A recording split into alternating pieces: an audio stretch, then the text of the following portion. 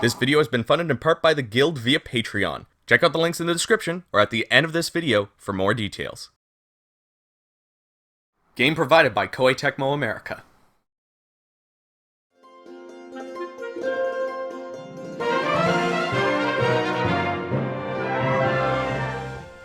Hello everyone, my name is Chris Gildart and welcome back to another Pros vs. Cons mini review.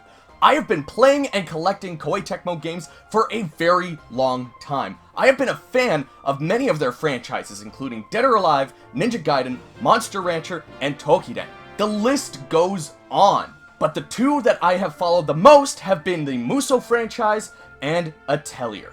It always seems like when a brand new Atelier game gets released, I drown myself in it. When the first Ryza game was released, I powered through it and ended up popping the platinum within a month. Today we're taking a look at the sequel, Atelier Ryza 2 Lost Legends and the Secret Fairy on PS4. The last time we had a numbered sequel in the Atelier series was Atelier Iris, and that even changed the main characters. So I'm excited to jump in and see what's waiting for me in Ryza's new adventure. But will I power play Ryza 2 just like the first game? We're about to find out my initial thoughts right now, but before we get into that, don't forget to give the video a like and subscribe if you'd like to see more.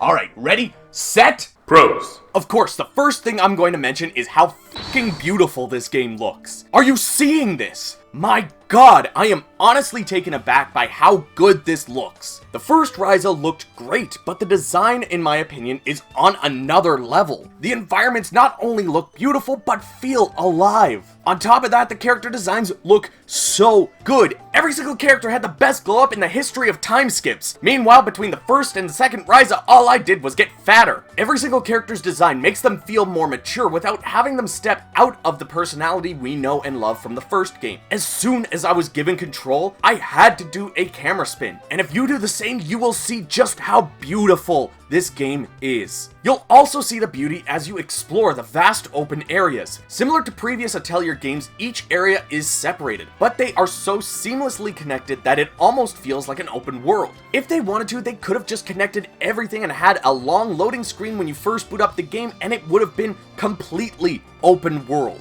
But exploration in Ryza 2 is exactly what you would want. Gathering ingredients and using your various tools so you can synthesize items in alchemy feels so natural, especially if you come from the first game. I actually found myself getting lost in the process of gathering ingredients until my basket is full and running back to my atelier to synthesize equipment, level up, and do it all over again. Synthesizing is pretty similar to the first game. You have various paths that you can take by throwing different ingredients in. Sometimes you'll need to have a certain elemental level at one point to open certain paths. Each point will give different attributes to the item you're synthesizing. Sometimes it'll apply a new effect, give the item more trait slots, or increase the quality of the end product. After you reach a point in the story, you'll be able to create new recipes by going down the correct paths and applying the necessary items. This is the exact same as what we had in the first game, but what's a little different is the skill tree. As you synthesize more items, you will earn skill points which can be used to unlock new recipes or passive skills. Something that's also similar but has changed a little bit is the combat. What's the same is the fact that everything happens mostly in real time. You can press circle to attack when your character is ready. Most characters can attack a couple of times as well. The big thing that I really like about the combat is how involved it is compared to your usual JRPG. If I'm gonna make any comparison to a well-known JRPG, it would be Chrono Trigger. When you get into the first ruins, you'll start seeing multiple enemies in one encounter. Your other party members will act on their own, and you can switch between them at any time. Everyone, including enemies, have to wait until they're ready to attack. You can see who's going to be ready soon in the bottom right corner. When your enemy is ready to attack, it can happen even while someone else is attacking. But the thing you need to watch out for is when you're going to be attacked. You have to defend yourself when an attack is incoming, but sometimes that attack isn't going to come from the enemy that's right in front of you. You need to watch out for the red indicators in your peripherals. They'll look something like what you'd see in a first-person shooter. Plus, you have special attacks that can be chained. Sometimes an ally will ask you to use a specific move, and they'll chain onto your attack. At times, it can feel so hectic, but it feels like an evolution off of the original that we saw in Chrono Trigger, and I absolutely love it. One thing I really noticed is the various little things added into the game. These little things could have been left out, but it shows how much passion the team had behind this game. First of all, like I said, the game looks beautiful, and having a day and night cycle only helps with that fact. On top of time passing as you explore the world, you'll experience different weather too. Sometimes it's sunny, but then the next day it will rain. And as gorgeous as this game looks drenched in a downpour, the day after is when the game shines. You can see puddles left by the rain all over the place. As you run through the puddles, they'll even splash too. On top of that, while synthesizing, Ryza will make a nice variety of poses when synthesis is successful. All of this makes the game feel nice and fresh. I love these little details.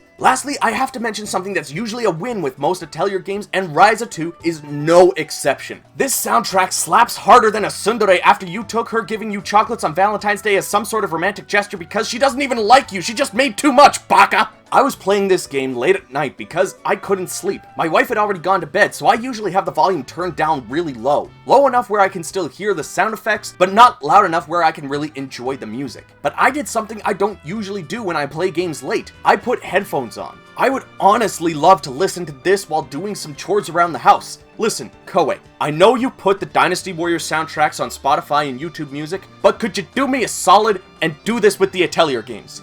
Also, where the heck is Samurai Warriors on there? Cons! So one of the things that hit me weird right off the start was the combat. I know I mentioned it as a pro earlier, and that still stands. I think the mechanics of the combat are wonderful. What's not wonderful is just how sluggish it can be at times. I don't know if it's a fact that the mixture of the turn-based JRPG action with the active battle system that can sometimes lead to a slower pace, but sometimes it just doesn't feel right. The enemies and allies are acting all on their own, and you have to juggle just enough to keep you engaged more than the usual JRPG. But when it becomes too easy, it is definitely too easy. Starting out, when you only have Ryza, you're fighting single puni after single puni. It's very apparent just how slow the combat can be. I imagine this could push newcomers away from Ryza 2 when they're not familiar with the Atelier series or an active JRPG battle system. Another thing that might make this hard to be an entry point is the story. Though it's easy enough to understand what's going on without playing the first game, Ryza 2 relies on the fact that you're already aware of the pre-existing characters and their relationship from the first game. When you first meet up with Tao and Bose, they reminisce but leave out just enough so that new players may not know what's going on. But people coming from the first Ryza will feel comfortable. It's almost as if they planned for every player of Ryza 2 to have experienced Ryza 1. Some characters are mentioned without their past being explained. They keep talking about how they had this previous adventure, but not really what happened on that adventure. It's little things like this that will definitely make your experience better if you've played the first game. And I did mention earlier the various little things that add to the overall quality of the game, but some things kinda annoyed me about this. First of all, like many games coming from Koei Tecmo lately, there is no English dub. I somewhat expect this from their releases, but it disappoints me every single time I start up one of their games and I have to read everything. Another small detail that I'm surprised they didn't do is the victory and level up poses. They gave Ryza a handful of poses when she's synthesizing, but for battle it's the same one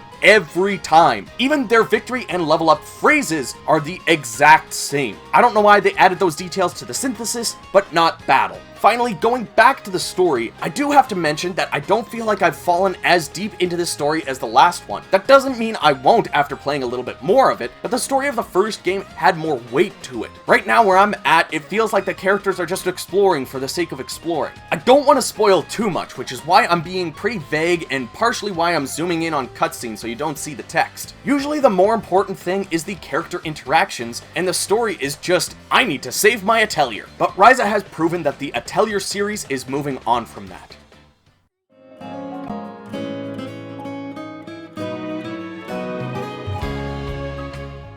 In the end, I can't sing my praises enough for Atelier Ryza 2, Lost Legends, and The Secret Fairy. With how short the cons section of this review is, I think it's apparent that I really enjoyed my time so far with this game. Between the combat mechanics, gathering and synthesizing, and the continuation of the first Ryza game, I am absolutely hooked. I got my review copy on PS4 just so I could get the best footage, but I bought a copy on the Switch for the collection. Ryza has overtaken Eska and Logi as my favorite Atelier entry, and this sequel only solidifies that. Even with the slow start to the game and the fact that it might not be the most newcomer-friendly Atelier game, I would still recommend that you play this. Just maybe play through the first game so you get the full picture. That being said, if you're short on cash and you really want to experience Atelier Ryza 2, you can still go into this knowing absolutely nothing and get some enjoyment out of the whole package. And that's why Atelier Ryza 2, Lost Legends, and The Secret Fairy gets a thumbs up from me. I honestly debated whether I should break my usual rating system and give this 2 thumbs up, just to show how much I enjoyed it. But I feel like my opinions in this video just make it clear how excited I am to continue my adventure with Ryza and her friends and find the secrets of alchemy hidden in this world. I know that Atelier Eska and Logi had an anime created for them. I even have the Blu-ray from Sentai Filmworks in my collection. But if any Atelier series deserves an anime adaptation, it's Atelier Ryza. And who knows, maybe if this series does well enough, we'll see that come true. Anyways, everybody, thank you so much for watching my review of Ryza 2. If you enjoyed the video, give it a like and subscribe for more. I am definitely jumping back into this game after finishing this review because I need to find out what happens in the story, and I need to get that platinum trophy just like the first one. If you'd like to help support the channel and what I do here, you can join the guild, like these awesome people that you're seeing on screen right now. You can join them at the end of every single video for just $1 a month. There's other rewards and other tiers as well, so check out the links that you see on screen, and I will see you all down in the comments.